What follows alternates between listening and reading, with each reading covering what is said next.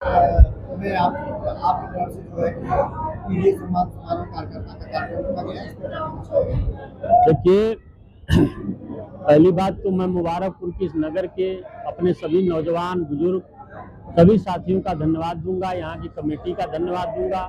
असरारुल भाई हैं, मुकर्रम भाई हैं, इनकी पूरी टीम निहाल हैं और तमाम हमारे प्रदीप साथी हैं, सबका मैं धन्यवाद दूंगा कि मुझे इस अवसर पर इन लोगों ने बुलाया। जो है नेताजी हमेशा और हमारे राष्ट्रीय अध्यक्ष जी आदरणीय नेता मुलायम सिंह यादव जी और आदरणीय हमारे नेता राष्ट्रीय अध्यक्ष अखिलेश यादव जी, हमेशा से उनका कहना रहा है कि कार्यकर्ता ही हमारी रीढ़ की हड्डी होता है और बूथ पे लड़ने वाला ही हमारा सबसे बड़ा नेता होता है। तो हम किन्हीं कारणों से अपने बूथ के नेता को भूल जाते हैं और हमारा बूथ का नेता हतोत्साहित हो जाता है, तो हमारी जो पॉलिसी है उसको हमको प्रचार प्रसार करने में तमाम दिक्कतें आती हैं। तो उस आधार पर हम लोगों ने अपने नेता की उन बातों को समझ के सुन के, जो दिमाग में हमारे बातें उनके लिए चलती थी कि अपने कार्यकर्ता का सम्मान होना चाहिए, बूथ प्रभारी का सम्मान होना चाहिए, उसी के लिए हम लोगों ने छोटा सा कार्यक्रम रखा कि हम अपने कार्यकर्ता और बूथ प्रभारियों का सम्मान कर सकें। 2027 को लेकर के समाजवादी पार्टी पूरी तरह तैयार है, पीडीए समाज तैयार है, सभी जात के सभी धर्म के लोग, जो प्रोग्रेसिव माइंड के लोग हैं वो भी तैयार है कि अब की बार इस तानाशाही सरकार को किसी तरह से उखाड़ के फेंकना है और प्रदेश में अखिलेश यादव की सरकार बनाना है, समाजवाद की सरकार बनाना है, गरीबों की सरकार बनाना है, मजलूमों की सरकार बनाना है, किसानों नौजवानों की सरकार बनाना है।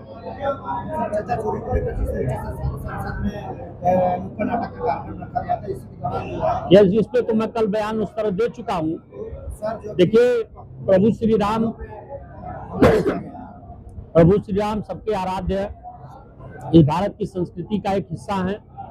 अगर उनके ही मंदिर में, जो भारत का एक केंद्र बिंदु जहां माना जाता है, उस मंदिर में अगर चढ़ावा चोरी की गई तो इसकी पूरी जिम्मेदारी कहीं ना कहीं भारतीय जनता पार्टी के सिस्टम की है कि जिनके नाम पर पूरे देश में वो राजनीति करती है और हिंदू समाज की भावनाओं को आहत, चंदा चोरी करके भावनाओं को आहत करने का काम किया। इससे पूरे भारत में क्षोभ है, रोष है। हम इसकी जितनी निंदा की जाए उसकी उतनी निंदा करते हैं और दोषियों पे सख्त से सख्त कार्रवाई की जाए। देखिए, ये लोग खींच मिटा रहे हैं, अब इनके पास कुछ बचा नहीं है। उधर चंदा चोरी, उधर देश में जनजी का आंदोलन, पेपर लीक, तमाम किसानों के साथ अत्याचार अन्याय, तमाम देश के संस्थानों को बेचना, तमाम तरह से जो है देश में हम एक आपातकाल की जो स्थिति बनी है उससे जो जनता आज लड़ रही है उससे ये खींच में आए हुए हैं। तो अपने गिने चुने उन गुंडों से, कार्यकर्ताओं से इस तरह के हमले करवाएंगे, इससे सबको सावधान रहना चाहिए।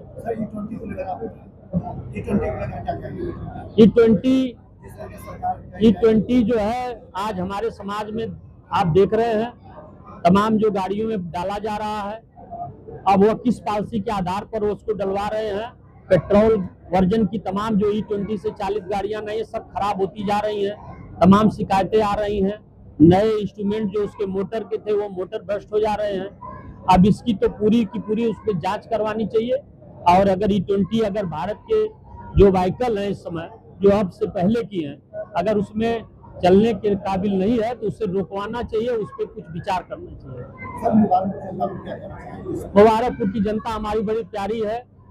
मुबारकपुर ने हमेशा एक नया संदेश देश को देने का काम किया है।